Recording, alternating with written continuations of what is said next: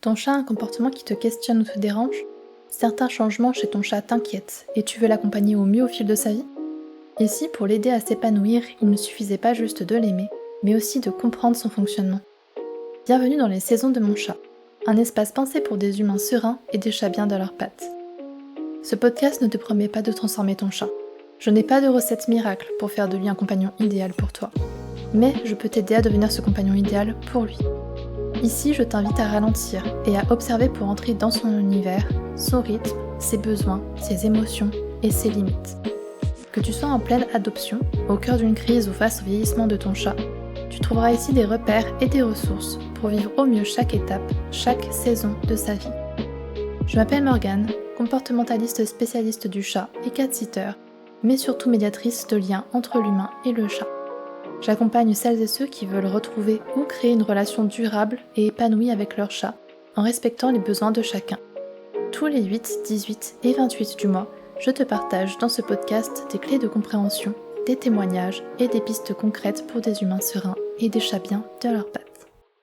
Bonjour, j'espère que Minette et toi allez bien.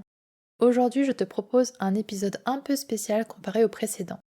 Pas de conseils ni de sensibilisation de ma part. J'ai publié un questionnaire sur Instagram dans lequel j'invitais les personnes qui le souhaitaient à partager à travers leurs témoignages ce qu'est de vivre avec un chat âgé. Les ajustements, les premiers signes, ce qu'elles auraient aimé savoir avant que leur chat n'atteigne cet âge, etc.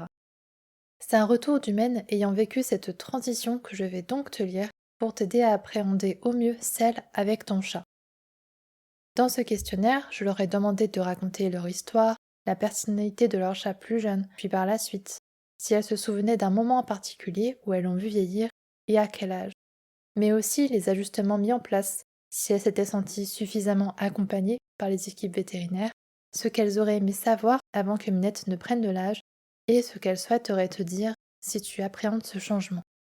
Je tiens à remercier chaleureusement Lucie d'avoir pris le temps de raconter l'histoire de Bonbon, 13 ans, et de Raven, 10 ans, et Anne-Laure, celle de Vanille, 17 ans. Cela n'a probablement pas été évident de se replonger dans ses souvenirs, et je vous en suis d'autant plus reconnaissante. Je vais commencer par lire le témoignage de Lucie, l'humaine de Bonbon, Raven et Bruit. Bonbon était mon premier chat. Mes parents l'ont adopté quand j'avais 2 ans. C'était une boule d'amour qui portait le surnom de Pacha.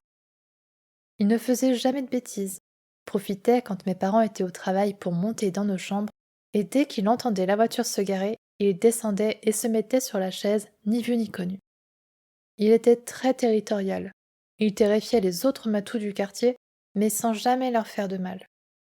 Raven est arrivé 3 ans après la perte de Bonbon. On l'a adopté à ses 10 mois, et un lien indescriptible s'est créé entre elle et moi. J'avais un énorme manque de ne plus avoir de chat à la maison, et je pense qu'elle l'a senti. Donc dès le soir de son arrivée, on s'est attachés l'une à l'autre. Elle n'écoutait que moi, elle ne dormait qu'avec moi. Quand elle rentrait à la maison, après une journée entière à être dehors, et moi m'inquiéter au passage, c'était dans mes bras qu'elle venait. J'ai dû la laisser chez ma maman car c'est une lunette très peureuse, qui n'aime pas qu'on bouscule ses habitudes, et surtout qui s'est énormément attachée au chat que ma maman a adopté. Mais quand je retourne chez elle, nous avons toujours le même lien. Bonbon était très joueur, puis avec le temps c'était la statue de la maison. Il ne faisait que des câlins et des dodos. Raven jusqu'à ses 2 ans jouait énormément, mais en même temps demandait pour aller dans le grenier de chez mes parents, son refuge où personne ne l'embête. Et c'est toujours le cas maintenant. Elle peut y aller de 9h jusqu'à 20h, sortir et rentrer à la maison pour retourner se coucher. Elle joue toujours, mais beaucoup moins. À la question « Te souviens-tu d'un moment où tu as réellement vu ton chat vieillir et quel âge avait-il » Pour Bonbon, je ne me souviens pas avoir remarqué ça. Il s'est dégradé très vite à cause d'une insuffisance rénale. Raven, on remarque juste qu'elle vieillit de par son âge, sinon elle reste toujours la même. On lui donne souvent bien moins du fait qu'elle est petite en taille, et même moi, à chaque fois, je n'en reviens pas de me dire qu'elle a déjà 10 ans, et qu'elle ne change pratiquement pas. À part toujours miauler plus, mais c'est ce qui fait son charme. Concernant les ajustements mis en place, rien n'a changé. On pense même que d'avoir adopté le chat de ma maman, Bowie, 4 ans, Ça a donné un coup de boost à Raven, car lui est très très joueur. Nous sommes bien accompagnés par nos vétérinaires, donc si nous avons n'importe quelle question à ce sujet, il n'y aura aucun souci.